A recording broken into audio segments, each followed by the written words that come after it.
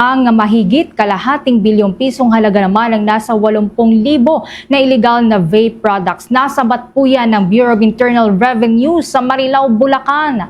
Kuha po tayo ng buong detalye sa pag-uulat ni Bombo Grant Hilario.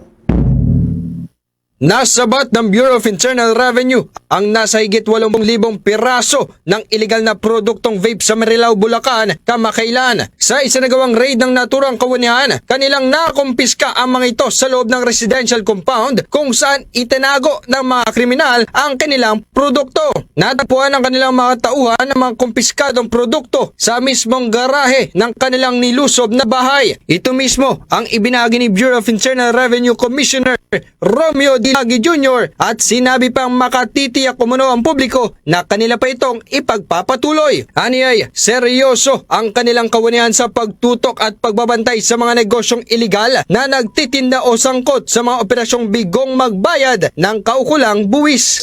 So, kaya ngayon, dyan kami nakatutok, tinitingnan namin lahat ng mga imbakan ng mga vape products na to. At isa nga dito, yung na-read natin itong sa isang residential compound at nakita natin na ang dami-dami nating nakumpiskang mga vape products sa netong residential house na ito. Kaya dyan tayo tututok ngayon.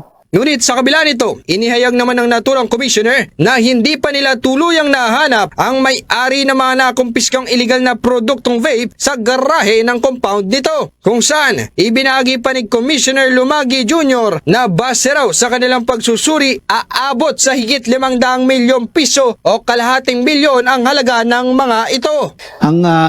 Yung may-ari, yan ang patuloy na inaalam natin kung sino ang may-ari nito at yung total tax liabilities including penalties at surcharge ay mahigit kumulang mga nasa 540 million pesos ang na-compute natin na halaga ng mga itong vape products na ito. Samantala, ipinagmalaki naman ng naturang commissioner na hindi biro ang dami ng bilang na kanilang nakumpiskang produktong vape. Aniyay, ang nilusob nilang lokasyon kung saan nakatago ang mga legal na produkto ay hindi aakalaing naroon pala sapagkat paliwanag niya na ito'y nasa loob pa ng isang bahay lamang.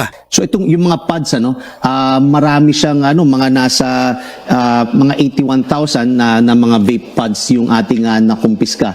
Kaya malaki-laki ito kung nakita mo dun sa grahe tinatago, talagang bahay siya at hindi nyo mapagkakamalan na dun ginagawa ang imbakan at dun din nagkakaroon ng deliveries ng mga vape products na ito.